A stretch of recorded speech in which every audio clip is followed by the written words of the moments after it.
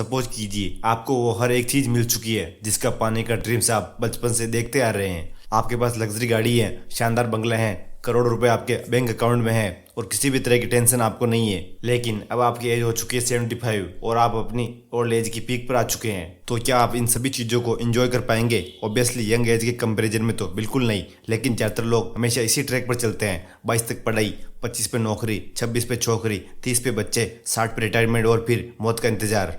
यहाँ पर आप अमीर बन भी गए तो क्या फ़ायदा, आप उन चीज़ों को एंजॉय नहीं कर पाएंगे। आज मैं आपके सामने जो बुक समरी शेयर करने वाला हूँ वो आपको ये सोचने पर मजबूर कर देगी कि क्यों आपको अर्ली एज में ही फाइनेंशियल फ्री हो जाना चाहिए, ताकि आप इन सभी लग्जरी चीज़ों को अर्ली एज में ही इंजॉय कर सको। इस वीडियो के लास्ट में आपको कुछ ऐसे पॉइंट बताऊंगा जिससे आप भी यंग एज में फाइनेंशियल फ्री हो सकते हो। अगर मैं ये कहूँ एक अमीर इंसान, तो आपके माइंड में रतन टाटा, मुकेश अंबानी, गौतम अडानी जैसे अमीर लोगों की पिक्चर सामने आ गई होंगी। और ज़्यादातर लोग ऐसा सोचते ही नहीं है कि 24 से 25 साल का लड़का भी मिलीनियर बन सकता है, और अगर बन गया तो वो उसका लक है। ऑथर एमजे डिमार्को बचपन में एक दिन अपनी गली में आइसक्रीम खा रहे थे, तभी उनकी नज़र शानदार रेड कलर की लैम्बोर्गिनी कार पर पड़ी जो ठीक उनके सामने खड़ी थी। उस कार को देखकर भी ऑथर के दिमाग में यही आया कि जरूर इसका मालिक कोई बूढ़ा आदमी होगा।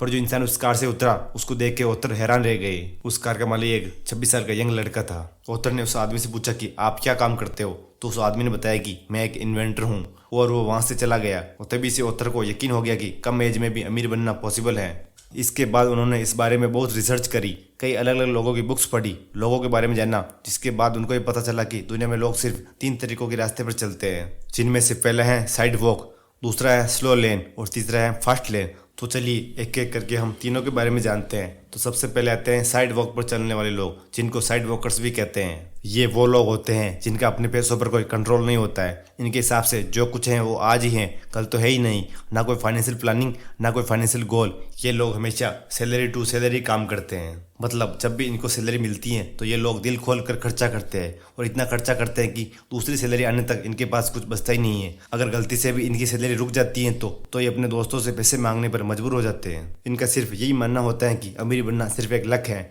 वही अमीर बन पाता है जिसका लक अच्छा होता है। अब साइड वॉक में भी 2 कैटेगरी के लोग आते हैं, पहला है साइड रिच और दूसरा है साइड पुअर। साइड पुअर वो लोग हैं जिनके बारे में मैंने आपको अभी बताया, और साइड रिच वो लोग होते हैं जिनकी अमीरी सिर्फ शो ऑफ के लिए होती है। अगर इनकी सैलरी 25,000 भी होगी तो ये 70 से 80,000 रुपए तक का फ़ोन खरीदेंगे, भले ये फ़ोन उनको फाइनेंस ही क्यों ना कराना पड़े। ऐसे लोगों की फाइनेंशियल नॉलेज जीरो होती है। अगर आप इन लोगों को 1 करोड़ रुपए भी दे दोगे तो फिर भी ये इनको लग्जरी चीज़ों में एक बार में खर्च कर देंगे। ऐसे लोगों की पूरी लाइफ स्ट्रगल में ही बीत जाती है और ये कभी फाइनेंशियल फ्री नहीं बन पाते। सेकंड पर आते हैं स्लो लेन पर चलने वाले लोग, जिनको स्लो लेनर्स भी कहा जाता है। ज़्यादातर मिडिल क्लास लोग इसी कैटेगरी में आते हैं। ये लोग साइड वॉकर से तो काफ़ी बेहतर होते हैं। इनको कम से कम अपने आने वाले कल की चिंता होती है।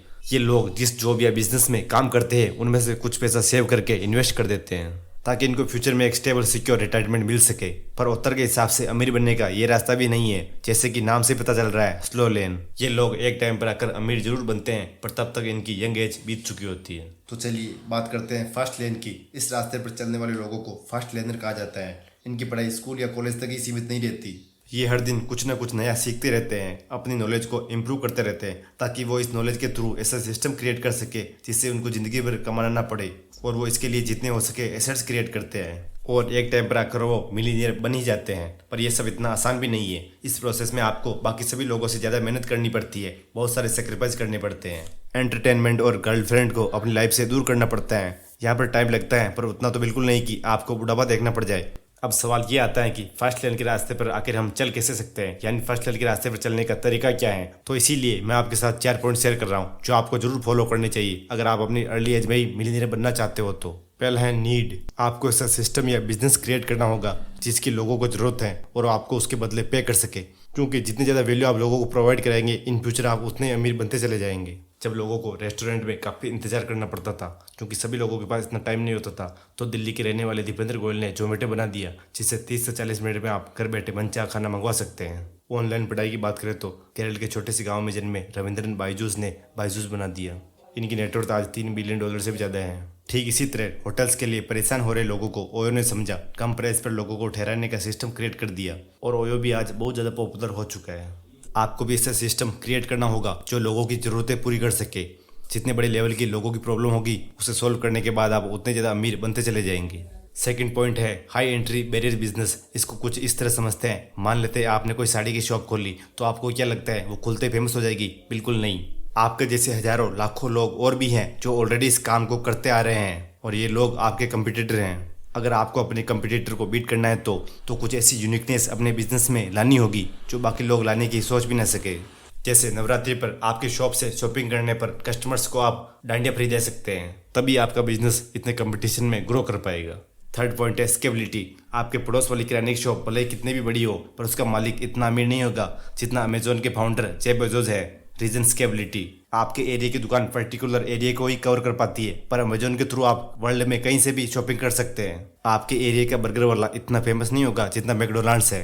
बर्गर तो दोनों ही बनाते हैं, पर मैकडोनाल्ड ने अपने आप को स्केल किया हुआ है, जिससे पूरी दुनिया में लोग उस कंपनी को जानते हैं। इसीलिए ऑथर अपनी बुक में बताते हैं कि जितने बड़े लेवल पर आपका बिजनेस स्केल होगा, उसके ग्रो होने के चांसेस उतने ज़्यादा बढ़ जाएंगे। फोर्थ पॉइंट है detach your business with time.